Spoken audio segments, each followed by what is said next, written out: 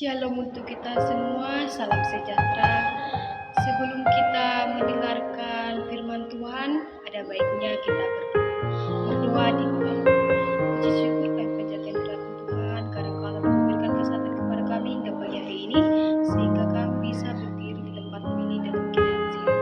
Ya Tuhan, sebentar kami akan mendengarkan sebagian dari firman-Mu. Engkau yang berkati kami Tuhan, supaya kami bisa melakukan firman-Mu dalam kehidupan kami sehari-hari. Banyak dosa yang kami buat Tuhan, hapus segala itu agar tidak menghalang bagi berkat yang Engkau berikan kepada kami. Terpujilah Kau Tuhan sekarang sampai selama-lamanya. Amin. Firman Tuhan untuk kita pada pagi hari ini tertulis di Filipi 2 ayat 1 sampai 5. Di sini saya akan membacakan untuk kita semua. Nasihat supaya bersatu dan merendahkan diri seperti Kristus.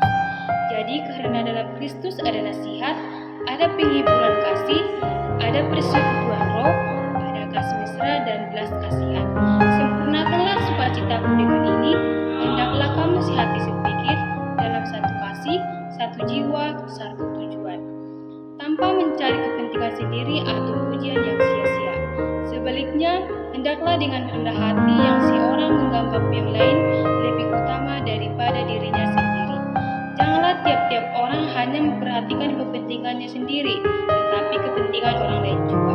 Hendaklah kamu dalam hidupmu bersama menaruh pikiran dan perasaan yang terdapat juga dalam Kristus Yesus. Nah, topik yang saya ambil dari kitab Filipi 2 ayat 1 sampai 5 ini adalah hendaklah kamu rendah hati. Saudara-saudari yang terkasih dalam Tuhan Yesus Kristus, di dunia yang serba cepat ini, kita hidup dalam budaya yang sangat menonjolkan aku, diriku, dan untukku. Media sosial penuh dengan pamer keberhasilan, dunia kerja serat persaingan. Bahkan dalam gereja atau pelayanan, kita bisa terjebak dalam keinginan ego untuk dipuji. Nilai kerendahan hati sering dianggap lemah atau tidak menguntungkan. Namun, dalam surat Filipi, Rasul Paulus memberikan pelajaran yang kontra budaya. Ia menulis surat ini kepada jemaat di Filipi, sebuah gereja yang ia kasihi. Namun surat ini mulai menghadapi potensi perbedaan karena perbedaan pandangan dan sikap antar anggota. Disinilah Paulus mengangkat satu nilai utama menjadi solusi atau konflik dan dasar dari kebersamaan Kristen, yaitu kerendahan hati.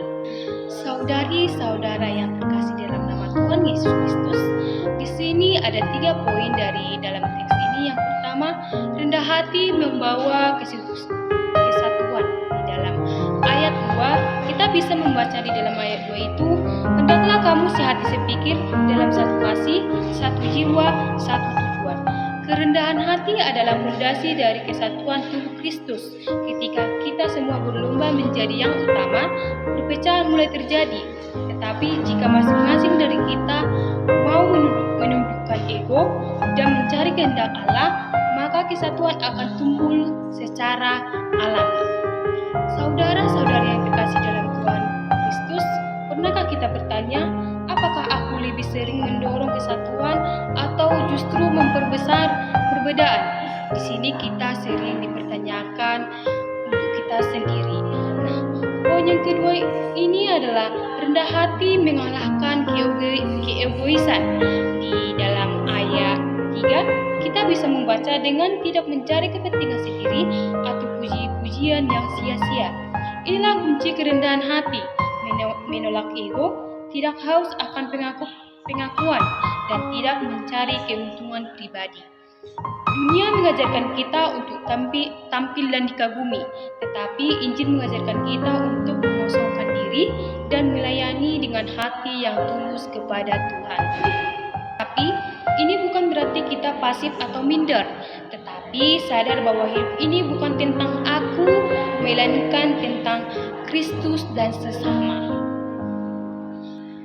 Saudara-saudari yang terkasih dalam nama Tuhan Yesus Kristus, nah, di sini ada poin yang ketiga tentang rendah hati meneladani Kristus di dalam ayat 4 sampai 5. Bisa kita baca secara sama-sama. Yang seorang menganggap yang lain lebih utama utama daripada dirinya sendiri, hendaklah kamu menaruh pikiran dan perasaan yang terdapat juga dalam Kristus Yesus. Inilah standar tertinggi dari kerendahan hati Yesus sendiri. Ia adalah Tuhan, tetapi ia merendahkan diri dan menjadi hamba, bahkan mati di kayu salib.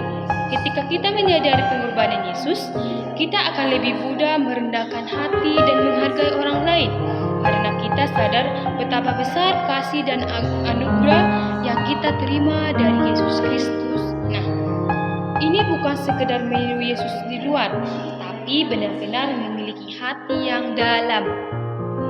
Saudara-saudari yang terkasih di dalam nama Tuhan Yesus Kristus, penerapan praktis dari ayat yang kita ambil itu di dalam keluarga. Jangan merasa paling benar. Belajar mendengar, mengalah, dan meminta maaf kepada keluarga kita. Di gereja, melayani bukan untuk dilihat, tetapi karena kasih Tuhan dan sesama. Di tempat kerja atau sekolah itu tidak merasa lebih penting dari yang lain.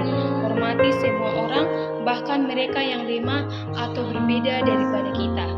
Di dalam keputusan, jangan ambil keputusan karena ego, tapi pikirkan dampaknya bagi orang lain yang mendengarkan perkataan atau perbuatan yang kita lakukan.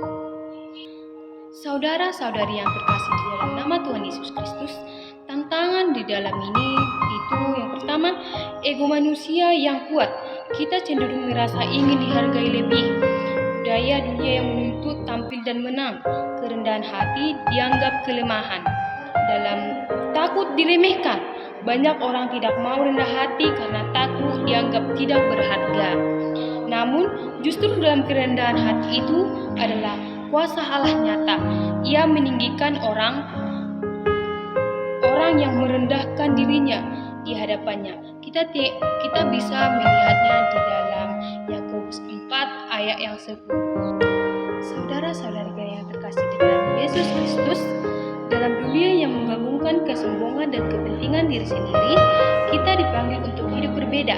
Di dalam Filipi 2 ayat 1 sampai 5, mengajak kita untuk hidup dalam kasih dan kerendahan hati seperti Yesus Kristus. Kerendahan hati bukan sekedar sikap sopan, tetapi gaya hidup yang menunjukkan kedewasaan rohani. Mari kita belajar untuk meninggalkan ego, mendahulukan orang lain, meniru sikap Kristus. Karena kita hidup dengan kerendahan hati, maka dunia akan melihat Kristus melalui hidup kita. Dan saat itulah Tuhan dimuliakan dan kita menjadi alat berkat yang sejati. Amin. Demikian firman Tuhan untuk kita pada hari ini. Marilah kita puji syukur kami panjatkan kepada Tuhan karena Engkau telah memberikan kesehatan kepada kami hingga pagi hari ini, sehingga kami bisa mendengarkan sebagian dari firman tentang rendah hati. Engkaulah yang membawa firman-Mu itu dalam kehidupan kami sehari-hari, supaya kami bisa mengandalkan firman-Mu dalam kehidupan kami. Ya Tuhan, banyak dosa yang kami perbuat, hapuskanlah itu Tuhan, supaya tidak penghalang bagi berkat yang Engkau berikan kepada kami. Terpujilah Kau Tuhan sekarang sampai selama-lamanya. Haleluya. Amin.